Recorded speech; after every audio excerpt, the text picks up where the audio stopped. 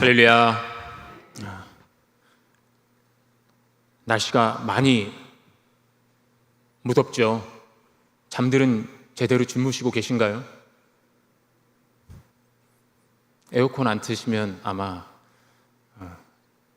편히 잠들기도 쉽지 않은 정말 무더위가 기승을 부리고 있습니다. 근데 이 자리에 이렇게 불러주시고 함께 예배할 수 있게 해주신 것 또한 하나님의 은혜인 줄 믿습니다. 오늘 읽으신 본문 말씀은 요셉에 대한 이야기입니다. 지금 계속해서 주일날 요셉의 이야기를 우리가 하고 있는데, 형들에게 노예로 팔려갔다가 애굽의 총리가 됐죠. 요셉이 처음 팔려왔을 때부터 20여 년이 지난 시점에서 그 식량을 구하러 애굽으로 내려온 그 형들을 만나서요, 자신이 요셉임을 처음으로 밝히는 장면이 오늘 본문입니다. 처음 그 전에 2번을 대면을 했는데 그때는 숨겼어요. 그러면서 형들을 시험하여 봤죠. 유다가 아버지와 자신의 동생 베냐민을 진심으로 아끼고 그들을 위해서 자기 자신을 희생하려고 하는 그 모습을 이제 확인하고 나서야 요셉은 자기가 요셉임을 형들에게 밝히고, 그리고 형제들과 눈물로 상봉하고 그들을 용서합니다. 그리고 그들을 다시 돌려보내서 아버지를 그리고 그 집안 전체를 모셔오게 하죠.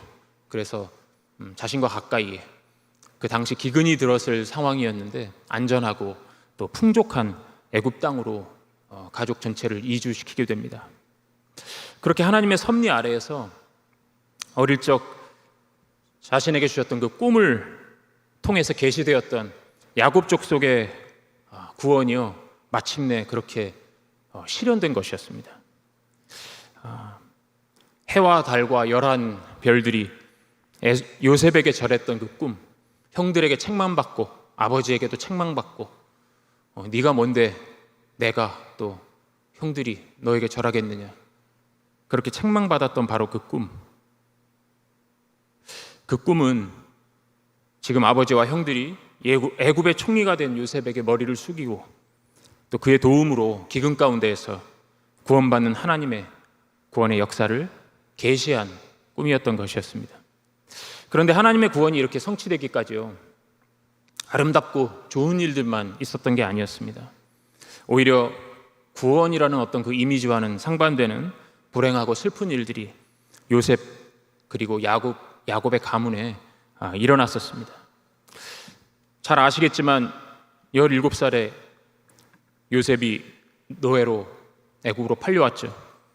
보디발이라는 그 당시 경호실장, 왕의 경호를 담당했던 장군의 집에서 하인으로 일할 때 그곳에서 인정받으면서 몇 년간 이렇게 잘 풀리는가 했습니다.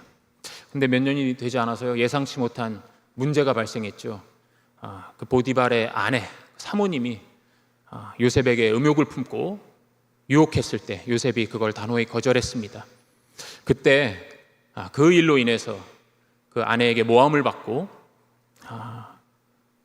감옥에 갇히게 되죠. 그렇게 10년 정도를 억울한 옥살이를 하게 됩니다.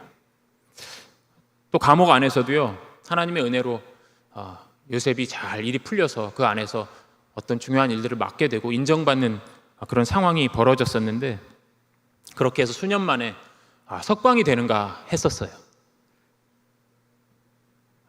왕의 술 맡은 관원장이 들어와 있었는데 그에게 꿈을 해석해 줘가지고 그가 그걸 감사해하면서 이제 나갈 때 내가 너 꺼내줄게, 요셉과 그런 딜을 했었죠. 근데 그가 나가자마자 요셉을 잊어버렸습니다. 그래서 2년간을 요셉은 나가는 줄 알았었는데 그 이후로 추가로 2년 동안 감옥살이를 더 했죠.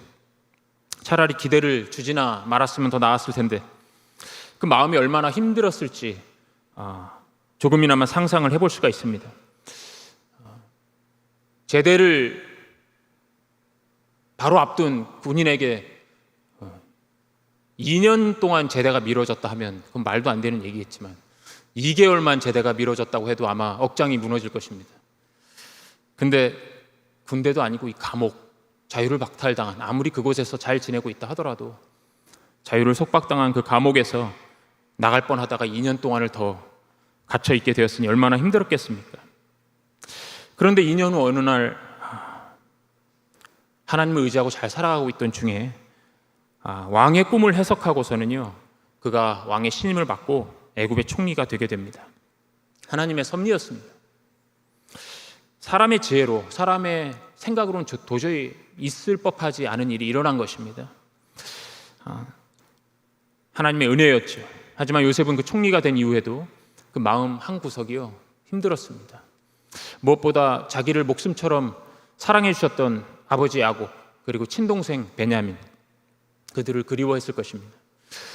그리고 자기를 시기해서 죽이지는 못했지만 외국으로 팔아넘겼던 그 형들이요, 원망스러웠을 것입니다. 모든 게 하나님의 섭리로 이루어지는 일들이라는 것을 요셉은 알고 있었습니다. 그렇기 때문에 하나님의 선하심을 믿고 앞으로 나아가고 있었지만 여전히 감정이 있는 사람이었습니다. 형들에게 버림받아서 가족들과 생이별을 한 사람이 고난의 시간을 견디고 총리가 된 그 부귀영화를 누리고 있다고 해서 진짜로 행복하겠습니까? 웃는 게 아닐 것입니다. 마음 한구석에는 늘 공허함과 그리움이 자리 잡고 있었을 것입니다. 제가 아는 어떤 실업과 기업인 분이 계신데 이런 얘기를 그분 아들에게 드린 적이 있습니다. 이분 평안남도가 고향이신데 한국전쟁 때 어린 나이에 홀로 이렇게 어찌다 하다 보니까 가족들이랑 떨어져서 피난을 오시게 됐어요. 남한에 정착하시고 미군 부대에서 이렇게 잔심부름을 해주는 하우스보이로 일하면서 생계를 이어가셨답니다. 그때 만났던 그 미군들의 재정적인 후원으로 공부도 하고 그렇게 해서 고려대까지 졸업을 하시고 이후에 사업을 크게 성공시키셨어요.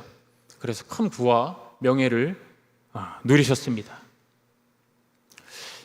자녀들도 크게 축복받아서 잘 되고 잘 되었는데 그런 분께서요, 자녀들도 다 잘하고 또 자신이 이제 어느 정도 물러날 때가 되었을 때 술만 한 잔 걸치시면 북한에 두고 온 가족들이 그리워서요, 여기 있는 가족들을 버리고 자기 월북하겠다고 그렇게 술 주정을 하셨다고 합니다. 그래서 가족들이요, 우리 아버지 때문에 미치겠다 이러면서 저에게 그 하소연을 했던 일이 있었습니다. 늘 불안해, 진짜 우리 아버지는 북으로 넘어가실 것 같다 이러면서 불안해했던 그 아들의 말을 들었었습니다. 혹시 우리 가운데서도 북에 가족이 있으신 분이 있다면 그 말에 공감이 가실 수도 있을 것입니다. 요셉이요, 총리가 된 이후에도 총리의 일로서 바쁜 하루하루를 보내고 남들에게 인정받는 삶을 살고 성공한 삶을 애굽에서 입지전적인 삶을 살았겠지만 일을 마치고 자기 침대에 누워서 잠자리에 들 때면 오래전 생이별한 자기가 사랑하는 그 아버지와 자신의 피부치 동생이 그리워서 잠도 못 들었을 것 같습니다. 얼마나 애틋했던 세 사람이었습니까? 그렇게 요셉의 마음이 힘들었습니다.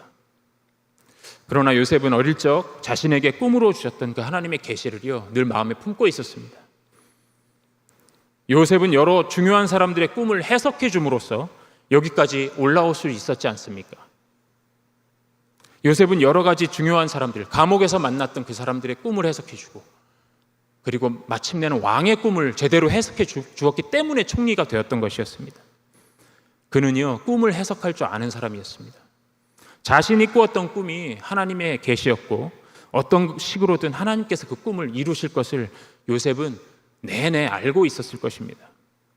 선하시고 신실하신 하나님을 믿고 그렇게 힘든 고난의 시간을 인내하면서 살아왔던 것이었습니다. 그런 가운데 드디어 그 마음속에 기다리고 바라던 일이 일어난 것입니다.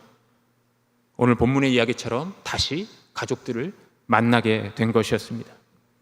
사람의 눈에 비추어진 요셉의 인생은 너무나 억울하고 불행한 일들이 참 많았습니다. 고비마다 하나님께서 보호하시고 형통하게 하셨습니다. 그리고 총리의 자리까지 올라서 마침내 형들과 동생을 만나게 되었을 때 요셉이요, 이렇게 고백합니다. 창세기 45장 5절의 말씀입니다. 형들이 나를 이곳에 팔았다고 해서 근심하지 마소서. 한탄하지 마소서. 하나님이 생명을 구원하시려고 나를 당신보다 먼저 보내셨나이다. 형들의 악행으로요, 요셉이 불행해진 것처럼 보였지만 결국 그 모든 것은 하나님의 선하신 뜻이 이루어지는 과정이었고 자신은 도구로 쓰임받은 것임을 고백하고 있는 것입니다. 형들의 악행을요, 그 자리에서 용서하고 하나님의 선하신 뜻이 이루어지도록 순종하고 있는 것입니다.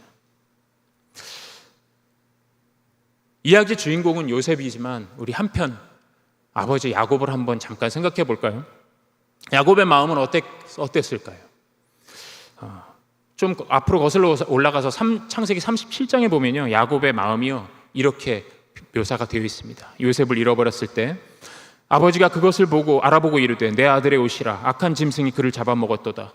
요셉이 분명히 찢겼도다 하고 자기 옷을 찢고 굵은 배로 허리를 묶고 오래도록 그의 아들을 위하여 애통하니 그의 모든 자녀가 위로하되 그가 그 위로를 받지 아니하여 이르되 내가 슬퍼하여 스올로 내려가 아들에게로 가리라 하고 그의 아버지가 그를 위하여 울었더라. 20여 년 전 어느 날 자기가 특별하게도 사랑했던 그 아들 요셉을 위해서요, 자신이 만들어 주었던 그 채색 옷이 있었는데 그게 피로 물든 채로 자기에게로 돌아왔습니다. 요셉의 형들의 꾸민 짓이었죠. 그들의 그 악한 의도대로 야곱은 요셉이 짐승에게 잡아먹힌 것으로 알고요, 지금 방금 읽어드린 말씀처럼 슬픔에 잠깁니다. 차라리 죽는 게 낫다고 생각을 하게 됩니다. 야곱이 어떤 사람이었습니까?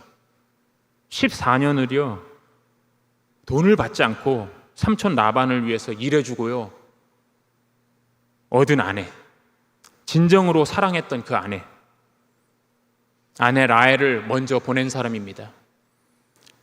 또 그녀로부터 얻은 그 소중한 두 아들 가운데 지금 첫째 요셉까지 잃어버리게 된 것입니다. 피 묻은 옷만 찾았고 요셉은 못 찾았다는 요셉의 형들의 말을 듣고 요셉이 죽었구나, 짐승에 잡혀 죽었구나 생각했습니다. 어떻게 이런 불행한 일들을 하나님께서는 나에게 허락하는 것일까 생각했을 것입니다. 야곱은 죽을 만큼 힘들었습니다.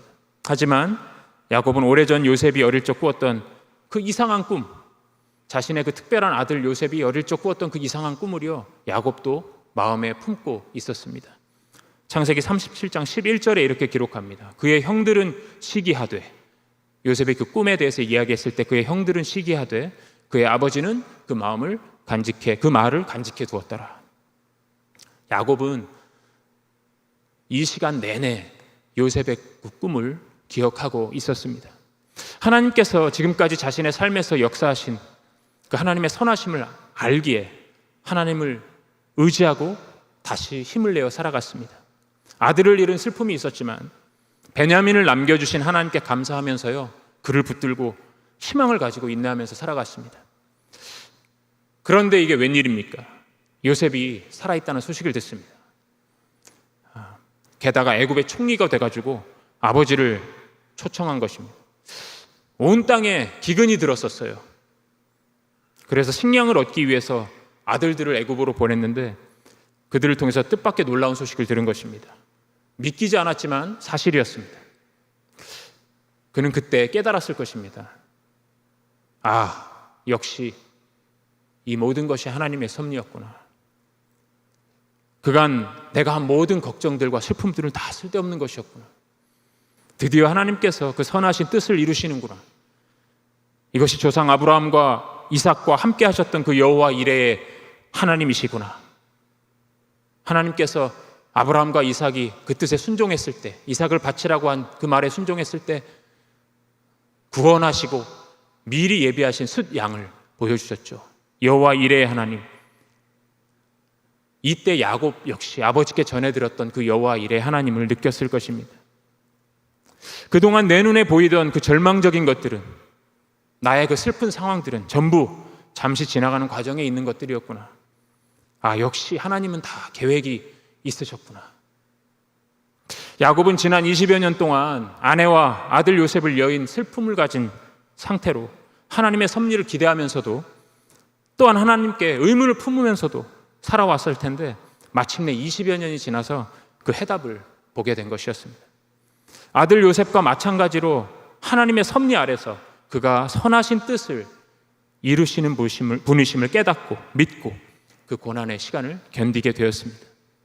오늘 요셉이 애굽의 총리가 되어서 형들을 만나서 그들의 그 악행을 용서해주고 또 집안을 구원하는 것을 보면서요, 우리는 두 가지 중요한 진리를 깨닫게 됩니다. 먼저 하나님의 섭리는요, 인간의 지혜로 다 이해할 수 있는 것이 아닙니다. 하나님께서 그리시는 큰 그림을 우리는 다 보지 못합니다. 우리가 알 수 있는 건 오직 부분적인 것들입니다.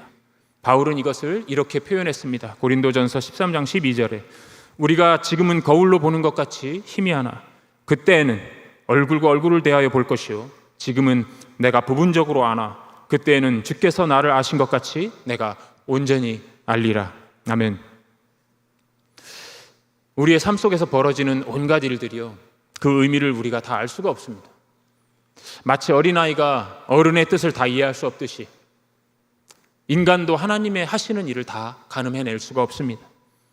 하나님의 정하신 때가 이르기까지는 우리는 부분적인 것들만 보면서 하나님을 믿음으로 순종하며 나아가는 것, 그것이 하나님의 백성으로서 할 수 있는 전부인 것입니다. 이것도 하나님의 뜻입니다. 전도서 7장에 보면요, 이런 표현이 있어요. 형통한 날에는 기뻐하고 공고한 날에는 되돌아보아라. 이 두 가지를 하나님이 병행하게 하사 사람이 그의 장래일을 능히 헤아려 알지 못하게 하셨느니라. 모르는 것도 하나님의 은혜인 줄 믿습니다. 요셉의 애굽에서의 그 삶이요, 줄곧 불행한 것처럼 보였지만 사실은 그 시간 동안 하나님은 요셉을 야곱의 집을 구원으로 이끄시는 도구로 준비해 놓고 계셨습니다. 지금 우리 앞에 놓인 크고 작은 문제들과 이해할 수 없는 고난들, 아니면 오래도록 응답되지 않는 기도 제목들이 있다면 걱정하지 마십시오. 요셉을 고난 가운데서 선하신 뜻을 위하여 준비시키셨던 여호와의 일에 하나님께서 지금 이 시간도 일하시면서 여러분을 위한 가장 좋은 길, 선한 길을 준비해 주시고 계십니다. 하나님이 정하신 때가 되면 모든 것이 드러나게 되고 그때야 비로소 우리는 하나님의 그 선하신 뜻, 큰 그림을 이해할 수 있게 될 것입니다. 두 번째로 우리가 알 수 있는 것은 하나님은 인간의 악함까지도 선하신 뜻을 이루시는데 사용하신다는 사실입니다. 요셉의 이복 형들의 그 악행은요, 하나님의 선하신 뜻에 해를 끼친 것이 아니었습니다. 오히려 요셉을 총리로 만들어서 구원의 도구로 준비시키신 그 하나님의 선하신 계획의 시작이 되었습니다. 인간의 악행이 하나님의 선하신 뜻을 방해할 수가 없습니다. 하나님의 선하심은 오히려 인간의 악함을 집어삼키고도 남습니다. 이를 깨달은 요셉은 형들에게 나중에 이렇게 밝혔습니다. 창세기 50장 20절 말씀입니다. 당신들은 나를 해하려 하였으나 하나님은 그것을 선으로 바꾸사 오늘과 같이 만민의 생명을 구원하게 하시려 하셨나니. 하나님은 모든 것이 합력하여 선을 이루게 하시는 줄 믿습니다. 그 모든 것에는요, 우리의 고난도 또 악인의 악행도 포함되어 있을 수 있습니다. 하나님의 선은, 하나님이 이루시는 선은 우리 눈에 보기에 좋은 것만 의미하는 것이 아닙니다. 하나님의 진리에 입각해서 절대적인 선을 의미하는 것입니다. 우리가 나중에 전부 드러났을 때 깨닫게 될 그 참된 선을 의미하는 것입니다. 이것은 하나님을 사랑하는 하나님의 백성들을 유익하게 할 것입니다. 하나님께 순종하는 자들만 유익하게 할 것입니다.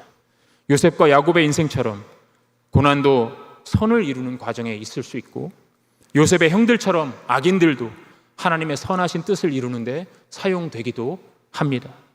하나님은 결국에는 이 모든 것이 합력하여서 선하신 뜻을 이루시게 하는 것입니다. 어떠한 악도 하나님의 선한 뜻을 방해할 수가 없습니다. 그래서 우리 그리스도인들은요, 우리가 처한 삶 속에서 악을 선으로 이기는 삶을 살아가야 합니다. 로마서 12장 17절에 이렇게 말씀하십니다. 아무에게도 악을 악으로 갚지 말고 모든 사람 앞에서 선한 일을 도모하라.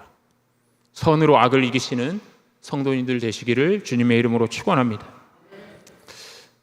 요셉의 삶이 예표가 되어서요 가리키고 있는 하나님의 궁극적인 구원의 역사가 있습니다. 바로 예수님을 통한 인류 구원의 역사입니다. 하나님께서는 인류를 위해서 구원의 길을 예비해 주셨습니다. 예수님은 요셉처럼요 수치를 당하시고 고난을 당하셨어요. 그것은 십자가에 달려서 희생제물이 되시기 위해서 반드시 거쳐야 할 고난이었습니다. 과정이었습니다. 예수님께서 고난 가운데 하나님의 선하심을 끝까지 신뢰하고 십자가에서 순종하셨기 때문에 하나님의 선하신 그 구원의 역사를 이루실 수 있었습니다. 인간들은 악해서 예수님을 십자가에 못 박는 악행을 하였습니다. 그것이 하나님의 선하심을요 꺾지는 못했습니다. 그것은 오히려 하나님의 선하신 뜻, 우리 인류를 구원하시는 그 구원의 역사가 이루어지는 바로 시작점이 되었습니다. 예수님이요 다시 오실 때 마침내 그 하나님의 선하신 구원의 뜻을 완성하게 되실 것입니다. 우리 그리스도인들은 그때까지 요셉처럼 또 야곱처럼 예수님처럼 하나님의 선하심만을 신뢰하면서 믿음으로 인내해야 할 것입니다. 많은 고통이 있을 수 있습니다. 이해하지 못하는 어려움이 있을 수 있습니다. 기도의 응답이 더디게 느껴질 수도 있습니다. 평생도록 응답되지 않는 것처럼 보일 수도 있습니다. 그럴지라도 이 모든 것이 하나님의 선하신 뜻이 이루어지는 과정에 있는 것임을, 모든 것이 합력하여 선을 이루게 하시는데 나 자신의 이 고난과 역경과 기다림과 의문까지도 포함되어 있다는 것을 잊지 않는 저와 여러분 되시기를 축원합니다. 그렇게 기도로 인내하면서 예수님을 기다리면서 선으로 악을 이기는 삶에 승리하는 우리 모두는 예수님께서 다시 오실 때 영원한 하나님 나라에 함께하는 그 영광을 누리게 될 것입니다. 때로 하나님의 선하신 뜻이 더디게 이루어지는 것처럼 보일 수 있지만 사실은요 절대로 그렇지 않습니다. 하나님께서 정하신 때가 우리에게 가장 유익한 때인 줄 믿습니다. 우리는 모든 것이 드러날 때야 비로소 깨닫게 될 것입니다. 그날이 올 때까지는 요셉처럼 그저 묵묵히 하나님을 신뢰하고 하나님을 바라보고 성실하게 선으로 악을 이기며 거룩한 하나님 자녀된 길을 걸어가야 하는 것입니다. 그 과정에서 우리 머리로 납득하기 어려운 시험이 있을지라도 우리가 잊지 말아야 할 것은 하나님께서 선하신 뜻을 이루시는 분이시며 우리로 하여금 합력하여 선을 이루도록 도와주시며 어떠한 악도 우리를 하나님의 사랑에서 끊을 수 없다는 사실입니다. 하나님은 우리를 사랑하십니다. 하나님은 선하십니다. 요셉처럼 하나님만 바라보시면서 믿음으로 인내할 때 하나님께서 우리의 인생을 통해 하나님의 선을 이루실 줄 믿습니다. 우리 지금도 우리의 구원을 위해 선하신 일을 이루시고 계신 하나님 아버지를 신뢰하면서 함께 찬양하겠습니다. 주가 일하시네 찬양하시겠습니다.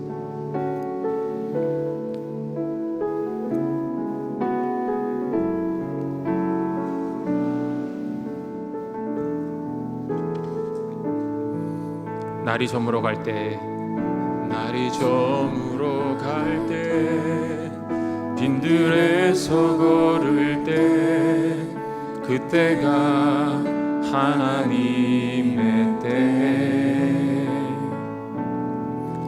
내 힘으로 안 될 때 빈손으로 걸을 때 내가 고백해 여호와 이래 주가 일하시네 주가 일하시네 주가 일하시네 주께 아끼지 않는 자에게 주가 일하시네 주가 일하시네 주가 일하시네 신뢰하며 얻는 자에게 주가 일하시네 주가 일하시네 주가 일하시네 주께 아끼지 않는 자에게